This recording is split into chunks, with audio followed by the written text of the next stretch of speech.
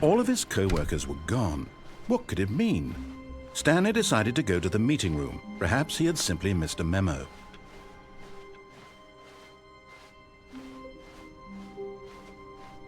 When Stanley came to a set of 2 open doors, he entered the door on his left. This was not the correct way to the meeting room, and Stanley knew it perfectly well.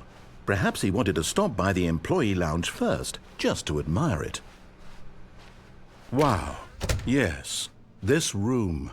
What a beautiful room. What a gorgeous, gorgeous room. Thank goodness Stanley had taken this detour on his way to the meeting room. Life without having experienced this room was now too horrible even to consider. But eager to get back to business, Stanley took the first open door on his left. Stanley was so bad at following directions, it's incredible he wasn't fired years ago. Look, Stanley, I think perhaps we've gotten off on the wrong foot here. I'm not your enemy, really, I'm not. I realize that investing your trust in someone else can be difficult, but the fact is that the story has been about nothing but you all this time. There's someone you've been neglecting, Stanley. Someone you've forgotten about. Please, stop trying to make every decision by yourself. Now, I'm not asking for me, I'm asking for her. This is it, Stanley. Your chance to redeem yourself, to put your work aside, to let her back into your life. She's been waiting. That's her, Stanley. You need to be the one to do this, to reach out to her. If you can truly place your faith in another, then pick up the phone.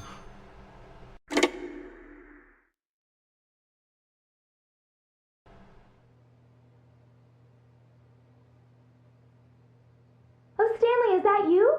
Hold on, sweetie. Sorry to keep you waiting. I'm just pulling the bread out of the oven. All right.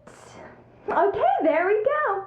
All right, now, I want you to come in and tell me all about your day. Gotcha. Oh, come on. Did you actually think you had a loving wife who'd want to commit their life to you? I'm trying to make a point here, Stanley. I'm trying to get you to see something. Come inside.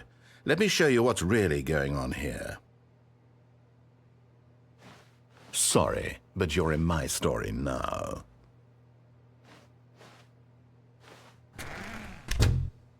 This is a very sad story about the death of a man named Stanley.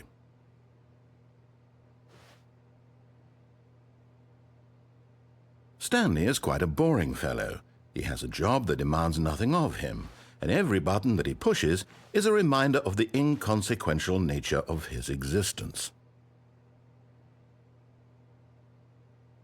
Look at him there, pushing buttons, doing exactly what he's told to do. Now he's pushing a button. Now he's eating lunch. Now he's going home. Now he's coming back to work. One might even feel sorry for him, except that he's chosen this life. But in his mind, in his mind he can go on fantastic adventures. From behind his desk, Stanley dreamed of wild expeditions into the unknown, fantastic discoveries of new lands. It was wonderful, and each day that he returned to work was a reminder that none of it would ever happen to him. And so he began to fantasize about his own job. First, he imagined that one day while at work, he stepped up from his desk to realize that all of his co-workers, his boss, everyone in the building had suddenly vanished off the face of the earth. The thought excited him terribly. So he went further. He imagined that he came to 2 open doors and that he could go through either. At last, choice. It barely even mattered what lay behind each door. The mere thought that his decisions would mean something was almost too wonderful to behold. As he wandered through this fantasy world, he began to fill it with many possible paths and destinations. Down one path lay an enormous round room with monitors and mind controls. And down another was a yellow line that weaved in many directions. And down another was a game with a baby. And he called it the Stanley Parable. It was such a wonderful fantasy, and so in his head he relived it again, and then again, and again, over and over, wishing beyond hope that it would never end, that he might always feel this free. Surely there's an answer down some new path, mustn't there be? Perhaps if he played just one more time. But there is no answer. How could there possibly be? In reality, all he's doing is pushing the same buttons he always has. Nothing has changed. The longer he spends here, the more invested he gets, the more he forgets which life is the real one.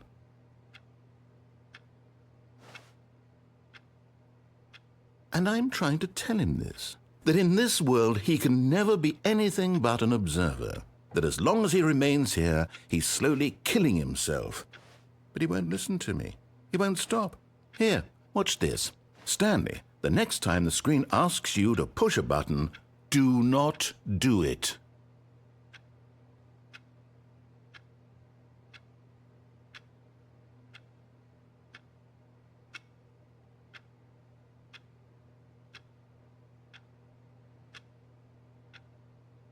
You see? Can he just not hear me? How can I tell him in a way that he'll understand that every second he remains here, he's electing to kill himself? How can I get him to see what I see? How can I make him look at himself? I suppose I can't, not in the way I want him to. But I don't make the rules. I simply play to my intended purpose, the same as Stanley.